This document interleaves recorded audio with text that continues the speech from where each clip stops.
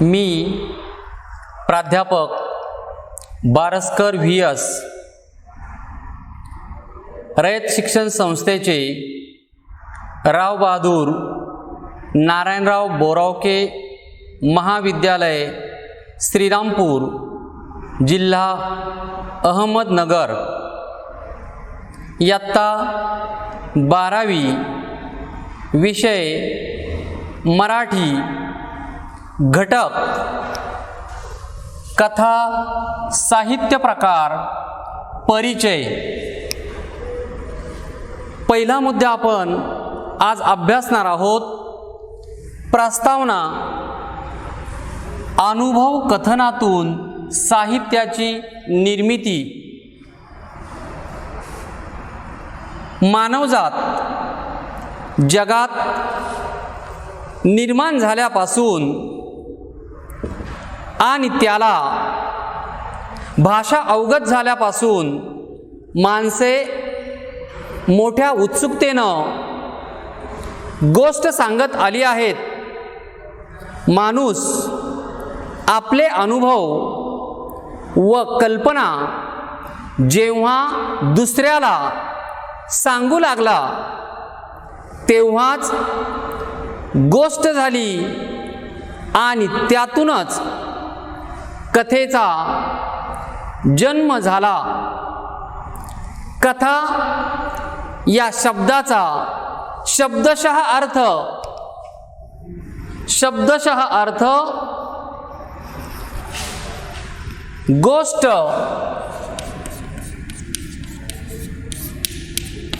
कहाणी,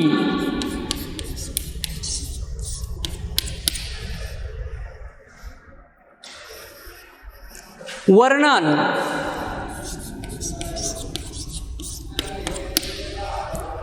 असा आहे. कथ म्हणजे सांगणे.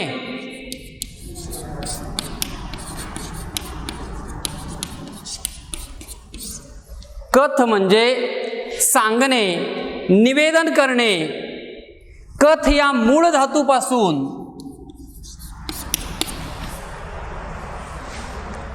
कथा हा शब्द रूढ झाला आहे. मौखिक परंपरेतून सुरू झालेल्या व लिखित स्वरूपात स्थिरावलेल्या कथा या साहित्य प्रकाराच्या विवेचनाला प्रारंभ करण्या अगोदर आपण कथेचा जन्म कसा झाला असावा ते पाहूया. मनुष्य आपले अनुभव व कल्पना जेव्हा दुसऱ्याला सांगू लागला तेव्हाच त्याची गोष्ट झाली आणि त्यातून कथेचा जन्म झाला. आणि म्हणून लक्षवेधी, सोप्या, सुटसुटीत आणि रसाळ शब्दात पूर्वी गोष्ट सांगितली जात असे. या श्रवण गोष्टीतून मनोरंजन व अप्रत्यक्षपणे बोध देण्याचा प्रयत्न होत असे. मौखिक परंपरेतून सुरू झालेल्या व लिखित स्वरूपात स्थिरावलेल्या कथा या वाङ्मय प्रकाराला उत्तरोत्तर लोकप्रियता लाभत गेली. आणि म्हणून कथ म्हणजे सांगणे, निवेदन करणे. कथ या मूळ धातूपासून कथा हा शब्द रूढ झाला आहे. भारतात कथा या साहित्य प्रकाराला फार मोठी परंपरा लाभलेली आहे. कथा गौरव या डॉक्टर भास्कर शेळके आणि डॉक्टर बाळासाहेब गुंजाळ संपादित कथासंग्रहामधील प्रस्तावनेमध्ये लेखक डॉक्टर दत्ता भोसले कथेच्या जन्माविषयी फार सुंदर विवेचन करतात. ते म्हणतात, शिकार करून आपली उपजीविका करणाऱ्या आदी मानवाला एखादा थरार निर्माण करणारा, एखादा अंगावर बेतलेला, एखादा रोमहर्षक स्वरूपाचा, एखादा चकित करून सोडणारा, एखाद्या करुणेमुळे डोळ्यात पाणी आणणारा आणि एखादा पराक्रमाने जीवनाला झळाळी आणणारा संस्मरणीय प्रसंग घडून गेल्यावर तो कोणाला तरी सांगावा हा विचार त्याला अनावर झाला असावा आणि मग त्यातूनच रात्री शेकोटीभोवती गोळा झालेल्या आपल्या साथीदारांना तो एक नवल म्हणून कथन केला असावा, त्यातूनच अनुभवांची देवाणघेवाण सुरू होऊन कथेचा जन्म झाला असावा. त्यानंतर आपण बघणार आहोत कथा म्हणजे काय आणि कथेची व्याख्या. पहिली व्याख्या बघा कथेची. मौखिक परंपरेतून सुरू झालेला व लिखित स्वरूपात स्थिरावलेला मराठी भाषेतील महत्त्वाचा साहित्य प्रकार म्हणजे कथा होय. दुसरी व्याख्या बघा. एका विशिष्ट स्थलकाली पात्रांच्या परस्पर संबंधातून घडलेल्या घटनांचे एखाद्या विशिष्ट हेतूनं केलेले उत्कंठावर्धक चित्रण म्हणजे कथा होय. प्रारंभी बोध किंवा शिकवण देण्याकरता सुरू झालेला हा साहित्य प्रकार पुढे मनोरंजनाचा नवा आयाम घेऊन आला. ग्रामीण, दलित, स्त्रीवादी इत्यादी साहित्याचे प्रवाह एकत्र येऊन कथेमध्ये सातत्यानं बदल होत गेले. कथा म्हणजे पात्रे, प्रसंग, संघर्ष, गुंतागुंत, वातावरण, विचार, भावना, निवेदनशैली अशा सर्वांचं एक सुसंघटित प्रगटीकरण होय. कथा आपल्या मनोरंजकता या गुणामुळं आबालवृद्धांना आकर्षित करते. त्याचबरोबर मानवी संस्कार करण्याची, मूल्यविचार रुजवण्याची जबरदस्त ताकद या कथेमध्ये असते. नंतरचा मुद्दा बघा. कथा कोणाला ऐकायला व सांगायला आवडते. कथा सर्वांनाच हवीशी वाटते. अगदी लहान मुलांपासून तर वृद्धांपर्यंत सगळ्यांनाच कथा ऐकायला आवडते. यामध्ये अशिक्षित, सुशिक्षित, स्त्री, पुरुष, शहरी, ग्रामीण, गरीब, श्रीमंत कथा ऐकण्यात व ऐकवण्यात असा कोणताच भेदभाव करीत नसल्याचे आपल्या लक्षात येते. याचे कारण कथेमधील मनोरंजकता हे प्रमुख वैशिष्ट्य.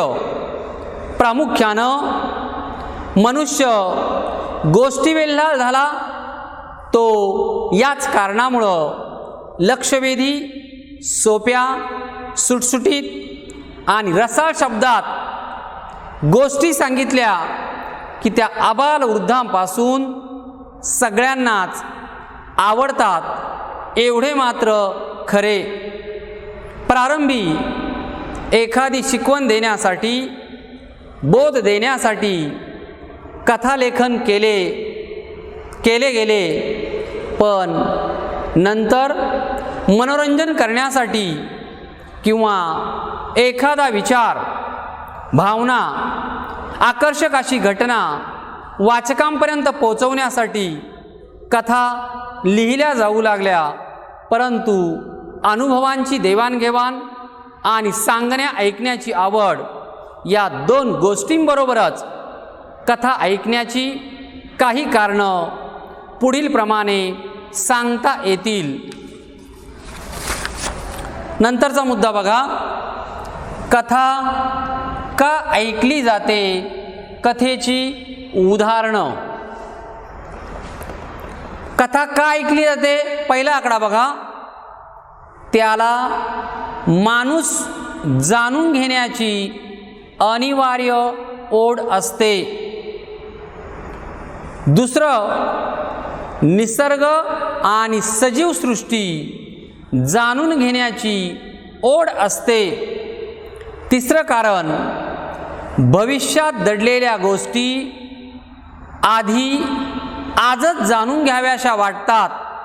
चौथं कारण आहे, निसर्ग आणि माणूस यांच्यात आयुष्यात घडून गेलेल्या नाट्यमय प्रसंगांची ओढ असते.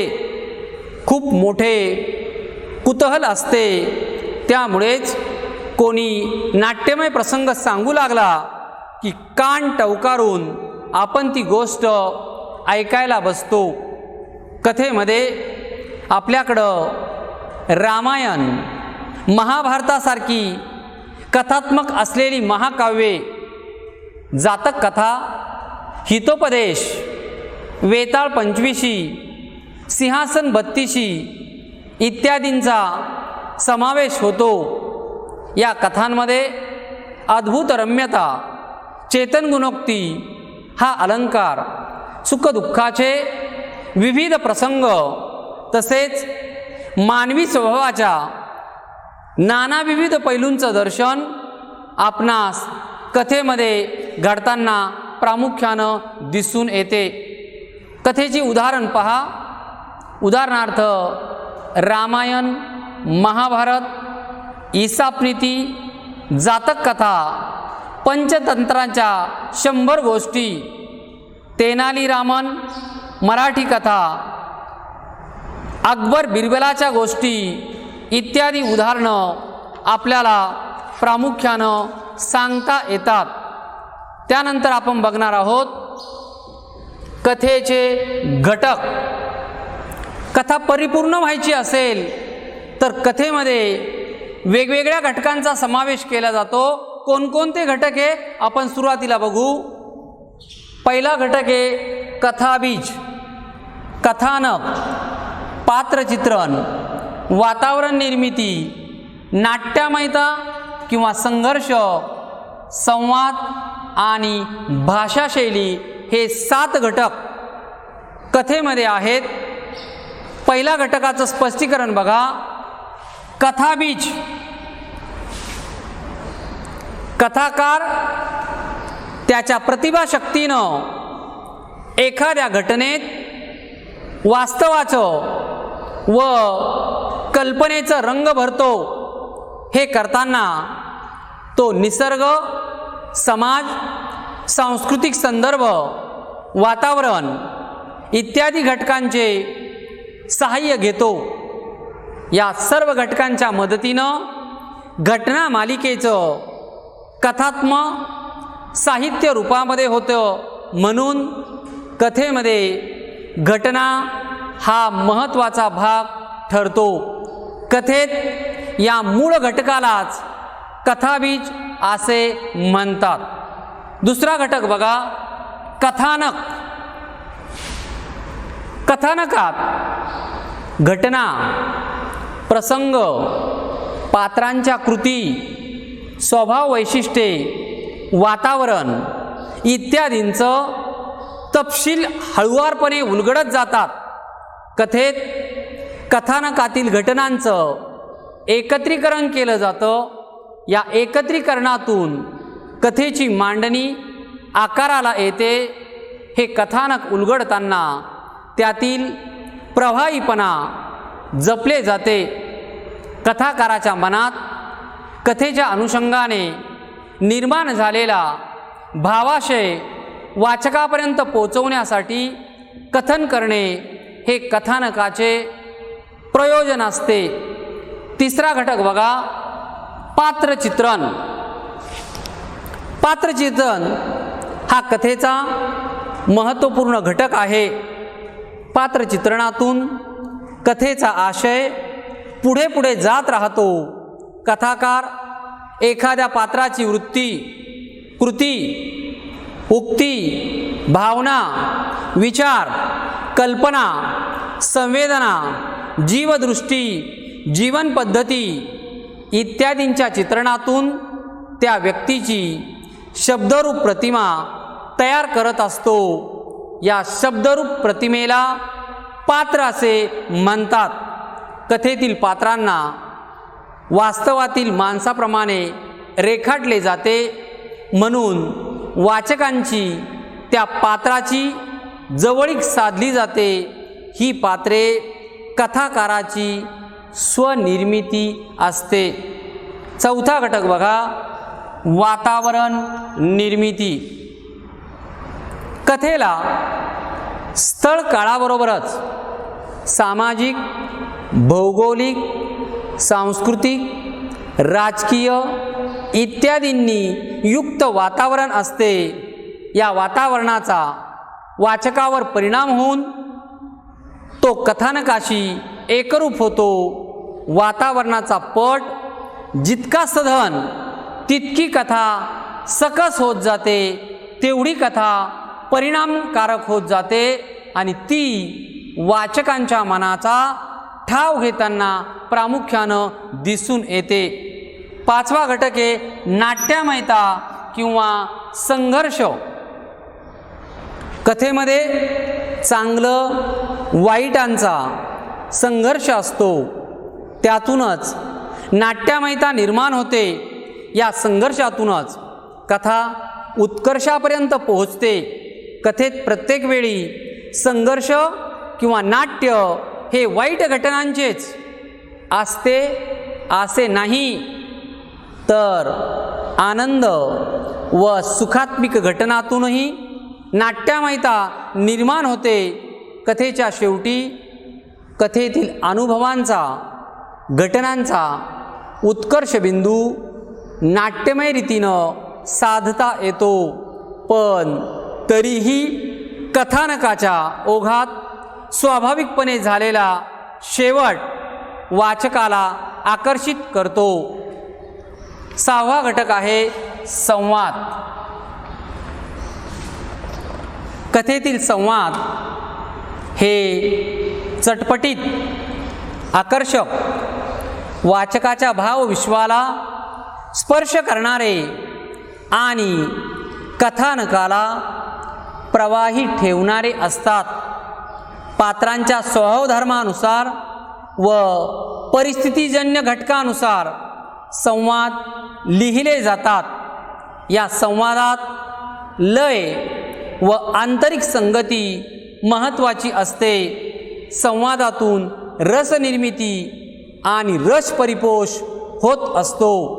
अर्थपूर्ण संवाद कथेला वेगळी उंची प्राप्त करून देतात आणि म्हणून कोणत्याही कथेमध्ये संवाद हा घटक अतिशय महत्त्वाचा असतो. आणि शेवटचा घटक आहे कथेतील भाषा शैली. कथानक भाषेच्या मदतीनं सुरू होत असतं. कथेतील पात्रांच्या स्वभाव वैशिष्ट्यानुसार व कथेतील वातावरणानुसार भाषेची योजना केली जाते. कथाकार, त्याचा दृष्टिकोन, त्याची अनुभव घेण्याची पद्धत यानुसार कथेचे भाषारूप व शैलीविशेष निश्चित होत जातात. कथा लिहिताना साधारणतः प्रमाण भाषा किंवा बोलीभाषा यांची सरमिसळ केली जाते. तसेच कथा पूर्णपणे बोलीभाषेतही लिहिली जाते. वरील घटकांशिवाय कथेचा प्रारंभ, कथेचा मध्य आणि शेवट असे कथेचे सर्वसाधारणपणे 3 टप्पे मानले जातात. कथेची सुरुवात कधी विरोधाभासातून, कधी पात्रांच्या परस्पर विरोधी भूमिकातून, तर कधी परिस्थितीजन्य प्रसंगातून होत असते. ही सुरुवात जितकी नाट्यपूर्ण, जितकी उत्कट, तितकी वाचकांची उत्कंठा अधिक तीव्र होते. ही उत्कंठा कथेच्या शेवटपर्यंत कायम राखली जाते. कथेच्या रचनाबंधाला यामुळं सौंदर्य प्राप्त होतं आणि म्हणून कथा लेखनात कथेच्या वरील घटकांबरोबरच शीर्षकसुद्धा, महत्त्वसुद्धा अनन्यसाधारण आहे. सूचक व अर्थपूर्ण शीर्षक कथेचा आशय उलगडण्यास मदत करते आणि म्हणून वरील ही सर्व कथेची घटक आपण अभ्यासलेले आहेत. आता आपण बघणार आहोत कथेची पूर्वपीठिका. मुद्रणपूर्व काळात कथा लिखित स्वरूपात नव्हती, तर ती मौखिक परंपरेनं एका पिढीकडून दुसऱ्या पिढीकडं हस्तांतरित होत गेली. मराठीमध्ये लिखित कथेचा पहिला आविष्कार तो मानुभाव साहित्यातून, माहीम भटाने चक्रधरांच्या ज्या लीळा संकलित केल्या त्यामध्ये चक्रधरांच्या जीवनातील काही प्रसंग कथारूपानं सांगितले आहेत. संत साहित्यामध्ये आपणास परमेश्वर भक्तीच्या वेगवेगळ्या कथा सांगितलेल्या दिसतात. संत एकनाथ, संत तुकाराम, नामदेवांचे चरित्र यामध्ये विपुल कथा दिसून येतात. शाहिरांचा पोवाडा म्हणजे पराक्रमी वीरांचा युद्धकथाच होय. पुढं इंग्रजी राजवटीमुळं भारतीय समाजात परिवर्तनशील अशा ज्या काही गोष्टी घडल्या त्याचा परिणाम साहित्यावर दिसून आला. कथेच्या पूर्वपीठिकेमध्ये 1890मध्ये श्रेष्ठ कादंबरीकार ह ना आपटे, हरी नारायण आपटे यांनी करमणूक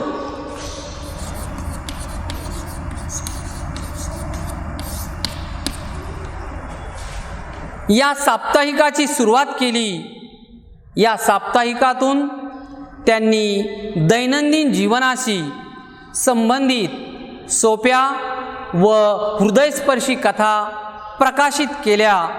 पुढे कथेच्या स्वरूपात कालानुरूप बदल होत गेले. आशय आणि अभिव्यक्तीत परिवर्तन होऊन कथा सामर्थ्यवान झाली.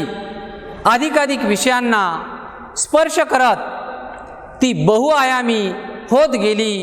लेखन तंत्रातही प्रयोग झाले. त्यानंतर ग्रामीण कथा, दलित कथा यांनी कथा वाङ्मयाला समृद्ध केले. स्त्री शिक्षणाचा प्रभाव साहित्यावर झाला. स्त्रियांच्या अनुभव कथेच्या माध्यमातून व्यक्त होऊ लागले. त्यामुळे एकूणच कथेचा प्रवाह आणि आशय दोन्हीही वृद्धिंगत होत गेले. अशी ही जीवनाचे विविधांगी दर्शन घडवणारी कथा आजही वाचकांना आकृष्ट करताना प्रामुख्यानं दिसून येते. यानंतर आपण मुद्दा बघणार आहोत टिपा लिहा फ्लॅशबॅक. ही कथा कादंबरीमध्ये,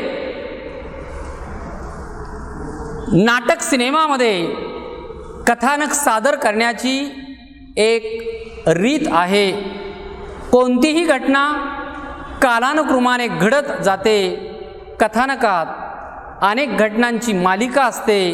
या घटनासुद्धा कालानुक्रमाने घडलेल्या असतात. साधारणपणे कथेमध्ये घटना कालानुक्रमाने जशा घडत गेल्या तशाच सांगितल्या जातात. त्यामुळे कथानक कालानुक्रमाने उलगडत जाते. मात्र काही वेळा नाट्यमयता निर्माण करण्यासाठी किंवा विशिष्ट व्यक्तिरेखेवर विशिष्ट घटकावर भर देण्यासाठी कथेत घटनांचा कालानुक्रम बदलला जातो. कालानुक्रम नंतर घडलेली घटना आधी सांगितली जाते आणि आधी घडलेली घटना नंतर सांगितली जाते. अशा प्रकारे एखादी हकीकत किंवा कालानुक्रमे बदलून सादर करण्याच्या या पद्धतीला फ्लॅशबॅक पद्धत असं म्हटलं जातं. आणि म्हणून आज आपण कथा साहित्य प्रकार परिचय या माध्यमामध्ये विविध घटकांचा अभ्यास आपण केला आहे. इथेच आपण थांबत आहोत. धन्यवाद.